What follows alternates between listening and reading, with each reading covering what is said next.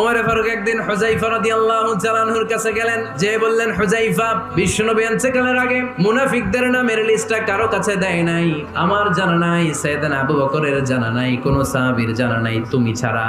আমি তোমার কাছে জানতে চাই, আমি ওমরের নামটা ওই মুনাফিকদের খাতায় আছে কিনা আমার একটু বলো। আমার নাম যদি মুনাফিকের লিস্টে থাকে আমি তো শেষ, যদি থাকে আমি ভালো হয়ে যাব। আমি নেফাকি দূর করে পাক্কা মুমিন হতে চাই। হুযায়ফা চোখের পানি ছেড়ে দিয়ে বলে, আমিরুল মুমিনিন, কেমন প্রশ্ন করলেন আপনি? আপনি বিশ্বনবীর শ্বশুর, এই উম্মতে আপনার পজিশন 3 নাম্বার। আপনারে মুনাফিকরা ভয় পায়, শয়তান আপনারে ভয় পায়। আপনি জান্নাতে সব বয়স্ক লোকদেরকে নিয়ে জান্নাতের মধ্যে আগে আগে ঢুকবেন, কেমন করে মুনাফিকদের কাতারে আপনার নাম থাকতে পারে? ওমর সুবহানাল্লাহ পড়ে। উমরে ফারুকের যদি এই টেনশন থাকে যে আমি মুনাফিক হয়ে গেলাম কিনা, আমাদের এই টেনশন থাকার দরকার আছে না নাই? যেন সব সময় আল্লাহর কাছে দোয়া করতে হবে, আল্লাহ তুমি নেফাকি থেকে আমাদেরকে বাঁচাও।